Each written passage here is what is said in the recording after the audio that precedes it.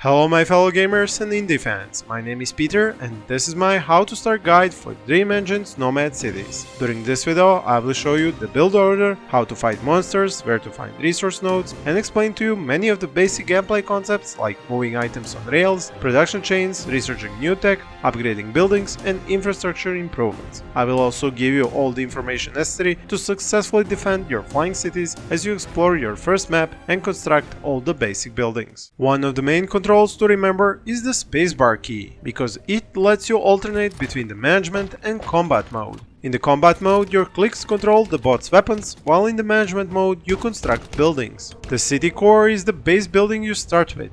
The game supplies you with the starting food, planks, stone and repair kits for your Steambot. It has, at level 1, 50 flux production, 10 capacity for workers, and 15 production of Tesla energy, power for short. It's also your main storage building where fuel for flying is kept. Make sure to move the repair kits to your Steambot's inventory for later use. The first buildings you need are houses for people because practically every other building requires them as workers. 2 is enough for now. These people eat food, so use the cart rails and draw an exit, red arrow from the core, and an entrance, green arrow to the houses. Pick food as the resource to move. Same for the other house. Each house produces additional flux at the cost of food and power and adds 1 weight to the flying city. These houses will start to drain your food reserves. To make more food, you first need raw purple potatoes. Potatoes for short. These are grown in farms which require flux and planks for construction. You can't build anything in the red zone without expanding the power network, so build in the powered zone. To extend that zone, add Tesla towers. The Tato farm produces at a rate of 3 at level 1 and consumes flux with 1 worker. But people do not eat raw potatoes, so you need a food plant. It costs flux and stone to construct and should be between the farms and the core for easy transport. Rails start at the exit from the farm and end as an entrance to the food plant. Carts move the raw potatoes to it automatically. Another railway is necessary to move processed food into the core. Food plant has a high production rate of 18, so you can add many more farms and even upgrade them to use its full capacity. Food indicator over here to the left will fluctuate a bit until the mat settles down, don't worry about it. Next resources you need to start producing are planks and stone as well as research points. Because of this, you have to scout the map to find sources of planks and stone. Fighting enemy monsters is easy at start. You just backpedal using the WASD and keep your mouse pointed at them while you shoot using your right click. Repeating crossbow does good damage and you can clear each map section like this. Just make sure to equip those repair kits using the I key for inventory and clicking on one of the shortcut slots to assign them. Pressing the corresponding key will repair some of your bot's HP, but keep in mind that repair kits have a cooldown. Try not to go too far from your base to find the source of planks, because it will be too hard to defend it. Look for the nearest source. When you run into sparkling trash lying around, use your left click melee attack to break them and collect loot which comes out flying. It's a miscellaneous bunch of items which all have their use, some being far more valuable than others. Once you locate a Bloodwood node, clear it of enemies and, in the management mode, click on it to be able to construct a Bloodwood cutter. This structure will cut logs which you need to make planks. It will spend flux, power and workers to do so. Now, you need a long rail line from this cutter all the way to your city limits. Stop there because you need additional buildings, this being the wood warper which does the job of a sawmill producing planks from raw logs. Add at least 2 because the cutter has a high production speed. Draw the rails as entrances to these wood warpers. Draw another separate rail from them to the city core and don't forget the exits from sawmills onto that rail. These will start production as soon as carts with logs arrive. All this construction will reduce your power and free worker supply, so add new houses along the previous lines of food supply. Also, increase food production with another farm and connect the output of that farm to the previous raw potato line. Flux needs to flow constantly to your city's core, so after a lot of construction, add new flux vats. Flux doesn't need transportation, just like power, it is available everywhere. And speaking of power, it's starting to run low, just like food. You can upgrade existing farms instead of constructing new ones. This increases production by half, while also costing more flux and workers. You could say it's more efficient to just add new farms, but that will use up a lot of space. As for power, a generator is necessary and it costs flux and stone and requires workers to operate. These cannot be placed next to each other, so space them out. Sawmills, the wood warpers, can also be upgraded for the same efficiency bonus and cost. I would advise saving the game every so often once you have a stable situation. Before we continue, I hope you have found this video useful and informative so far, that you won't mind leaving a like on it, telling me in the comments have you enjoyed the game so far, and subscribing to see more videos like this one in the future. When your production is stable, you can explore more of the map and search for sources of stone and other special buildings. Once your flying city upgrades to the village status, with 30 people living in it, you will unlock the research lab and a few other buildings. Return and construct it. If you lack planks, expand your production of them with more sawmills or explore the map until you have enough. To keep track of the quantity of planks, use this UI option here on the top left and add more resources to the resource tracker. You can edit it however you like. Stone is mined at nodes such as this glowing one here. When you collect more than 10 upgrade materials, you can use the K key to open up the infrastructure menu to upgrade offense, survival, gathering or administration branches. Each one gives special bonuses, so read the tooltips carefully. With enough planks, construct the research lab and a tar extractor next to it.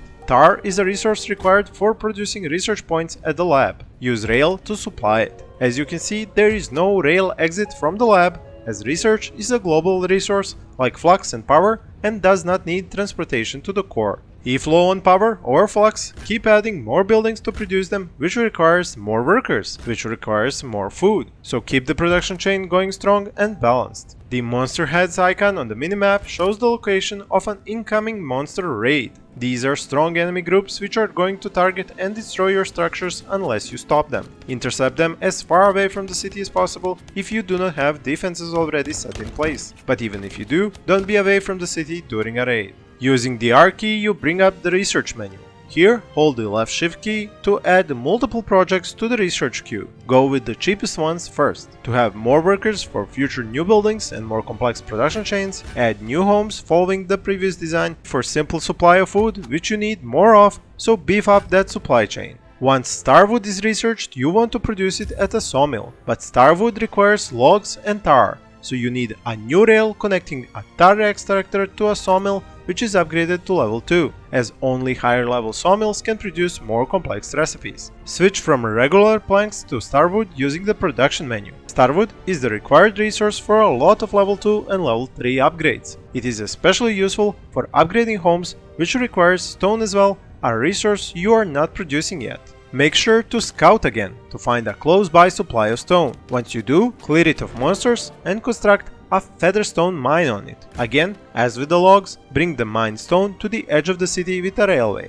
There you need to construct stone workers which will crush raw stone to a more useful size and shape. If necessary, expand your power network with more Tesla towers. 2 stone workers will suffice, just make sure to have the rail exits bringing stone to the city core. Stone workers are also upgradable for higher production efficiency. When you notice your sawmills flash a red plank icon, it usually means low supply, as evident by the low number of carts with logs on the rail from the cutter. If we follow the supply line to the cutter, we will discover that it has drastically reduced its output because it depleted the resource node. It still produces a bit, so you can leave it in place. Now you need to use the move option, M key, in the management mode to move your upgraded sawmills to a new location where you will supply them with a new bloodwood node. If you do not have enough workers for a new cutter, just add more homes or upgrade them if you have enough starwood. Once you construct a new node, draw the rail all the way to your base and your sawmills to restart plank production. You can cross rails to connect previous input rails and keep things as organized as possible. To increase the production of starwood, connect another sawmill to a tar extractor and change its production recipe. More raids will come your way as time passes. Threat level is shown up here, and as cycles run, threat level goes up.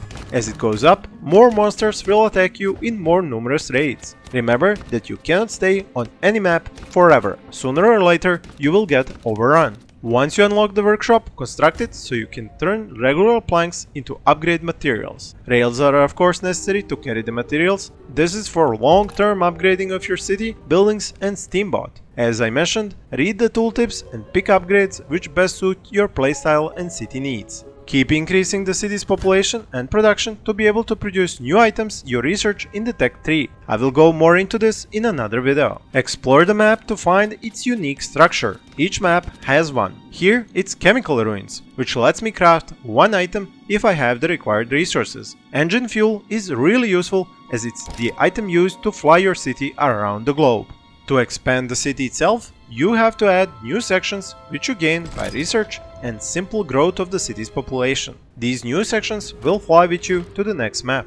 To fight off more numerous raids, you can construct wooden towers which are automated and fire area of effect projectiles. You can also wall off your city or at least passages to it, which enemies will use in their individual raids. As you unlock new technologies from the research tree, you will start to have more and more complex production chains, like adding tar to power generators or flux vats to increase their production rate. You will need to do calculations on how much does one building produce and how much do 1, 2 or even 3 buildings each supplies spend. If you are not careful, you will have very inefficient production chains eating up your space, city weight allocation and workforce. When moving buildings to another spot to connect them to a new supply of raw items, you can use the O key to disable them. This frees up resources and workforce tied into those buildings. The R key is used to repair damaged buildings which monsters want to break and tear down. The B key is used for demolition of rails and buildings to get some of the resources back. If you have researched better combat items for the Steambot, you can access them using the C key for crafting.